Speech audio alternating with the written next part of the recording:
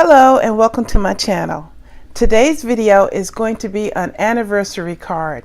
I'm creating this design for my cousins Raymond and Lisa, who are celebrating their anniversary, and I wanted to have a way to say congratulations.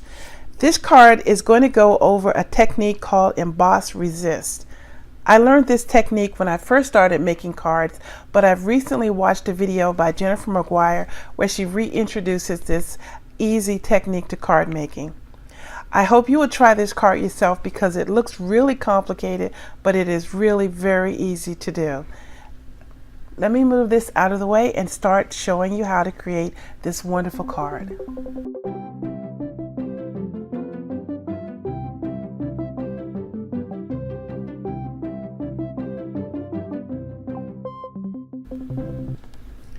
The materials I need today is the Stampin Up Something to Celebrate stamp set, the Stampin Up Secret Garden stamp set with matching dies, and the A Word for You stamp set, also by Stampin Up. I will need some clear embossing powder, and I will also need some small finger daubers. If you don't have finger daubers, you could use a Q-tip or the side of a sponge. I'm also going to be using some Ranger's blending tools. Also, rhinestones. Let me move this out of the way and we'll get started. To get started, I used a tip that Jennifer McGuire mentioned in her video, which will help you make your background for your card. She took a piece of paper the same dimensions and stamped all over it with the design to make a template. And I did this with Desert Sand Memento ink, but I'm going to do it again with Rich Cocoa because I'm afraid you can't see it as easily. So I'm going to flip it over and use this and show you quickly how to do that. And in order to make this background, I'm going to use my Tim Holtz stamping platform instead of my Misty, which I usually use. And you just right now it's set up for the clear stamps, the photopolymer, so you just lift the door and turn it. It's as easy as this, and now it's ready for rubber stamps. So just take and bring my stamp in, put my paper here, and I'm using the Tim Holtz platform because I want to hang over the side, and this I find is the easier to do for me than dealing with the Misty to do a video. I would go ahead and do it if I was just working for myself, but I wanted to show it quickly. So I've just transferred the stamp to the door, and I'm just going to go all over and stamp the stamp everywhere I think it needs to be. And I'm starting with the center because I want to be sure that I allow enough room for it. And I'm not even going to bother cleaning the stamp up between. And I'm just going to move it from place to place and stamp it.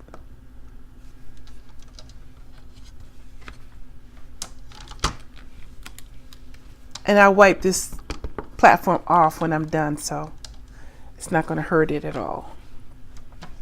So I'm going to go through and just keep moving it and getting it all over the paper.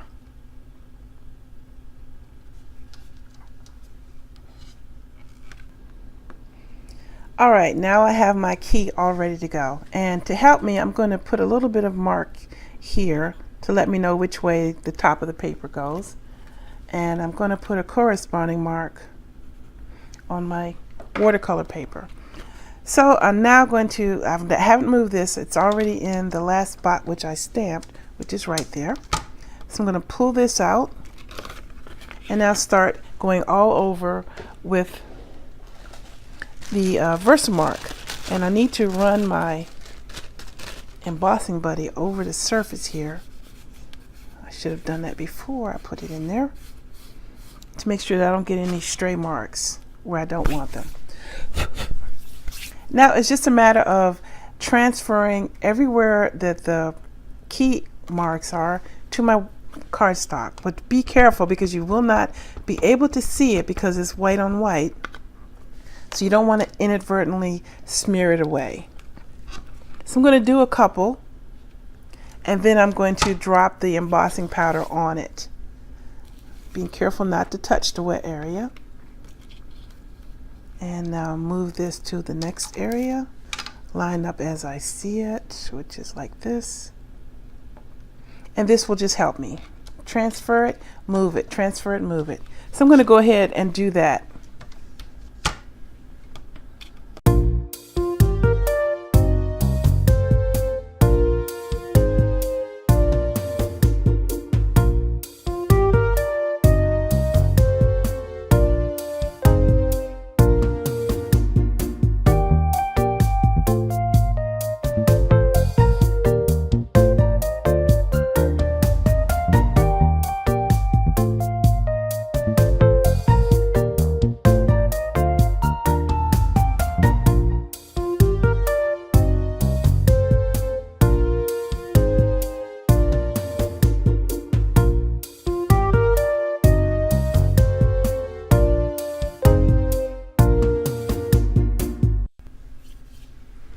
So now I have the embossed areas all over the card. I don't know if you can see it very well. Yeah, I suppose you can. But now I'm ready for the next step. And if you didn't like this open area here, you could always bring in a smaller stamp and repeat the same steps here, but I'm just going to live with that. All right, let's move this and next step. To clean my stamp platform, I just took the rag and some alcohol and just wiped across it, and it got really clean, no problem. So I'm taking the smaller of the two white panels, the 5 by 3 3/4, and I'm going to stamp 2 more of the flowers. But in this case, I'm switching to the Versafine because I want them to be black, but I'm also going to do the same clear over ink technique that I did before. So now I have the 2 flowers. And clean this off real quick. I need to do this one more time for the inside. So I'll just do that real quickly. You don't need to see that again because I've already shown you a couple of times. Now I'm going to show you how to color the flowers.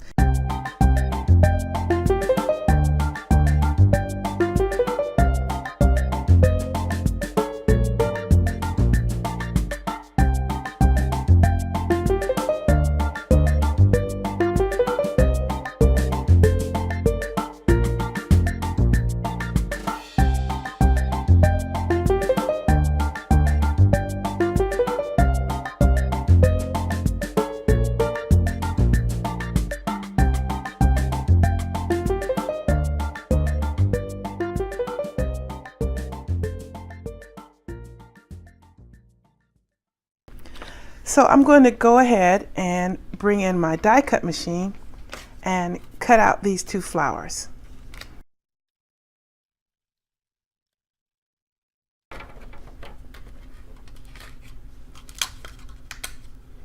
And as you see, it pops right out. Although the Secret Garden die set comes with a leaf die, I didn't want to do that particular leaf, and I decided to take the other die cut for the flower and cut that out and just hide it behind it. I thought that had a better look than this leaf. That was my personal preference. So I using the mat to get these 2 cuts out, but I'm going to use the bundle sage and darken that a little bit because I thought that was too light. But I wanted to mention how I cut the leaves from a flower.